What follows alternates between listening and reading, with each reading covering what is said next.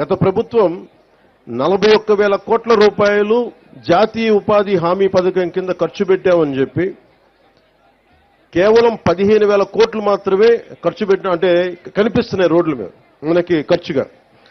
రోడ్లు కానీ సగటు మనకి అవసరాలు కానీ మౌలిక అవసరాలు కానీ ఏమీ చేయలేకపోయారు. ఈ మిగతా 25,000 కోట్లు ఏమైపోయినాయో ఎట్లా వెళ్ళిపోయినాయో ఎవరికీ తెలియదు. అంటే నిజంగా ఒక పని జరగాలి అంటే గ్రామ సభ తీర్మానం చేయాలి. పంచాయతీ రాజ్ వ్యవస్థని బలోపేతం చేయడానికి ఇది ఆంధ్రప్రదేశ్కి కాదు భారతదేశానికే వెన్నెముక పంచాయతీ రాజ్ వ్యవస్థ. అందరూ నన్ను హోమ్ తీసుకోమని ఒకటే కోరుకున్నా. నేను అన్నా హజార్ అంటే పడి చచ్చిపోయాను చిన్నప్పుడు. మీకు తెలుసు చిరంజీవి గారి సినిమా రుద్రవేణి సినిమా కూడా ఉంటుంది. అది అన్నా హజారే గారి ప్రేరణతో తీసింది.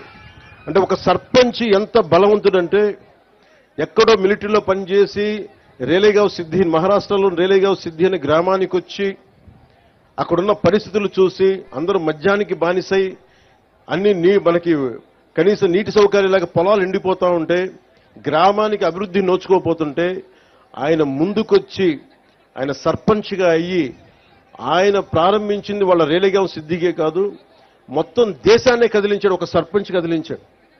అది కూర్చోబెట్టి లోక్పాల్ బిల్లు కానీ ఈ రోజున సమాచార హక్కు చట్టం కానీ ఇవన్నీ ఆయన నాయకత్వంలో జరిగినాయి. అంటే ఒక సర్పంచ్ తలుచుకుంటే దేశాన్ని కదిలించగలిగే శక్తి ఉందనేది మన గ్రామాలు చూపించినాయి. అలాంటి 13,326 పంచాయతీలు గనక బలపడితే బలోపేతం అయితే నిజంగా అభివృద్ధి దిశ వైపు వెళ్తే మనందరం ఐక్యతగా ఉంటే ఆంధ్రప్రదేశ్కి ఎన్ని లక్షల కోట్లు వీళ్ళు అప్పు చేసిన అప్పులను తీర్చేయగలం. మనకు అంత శక్తి సమర్థత మనకు ఉంది.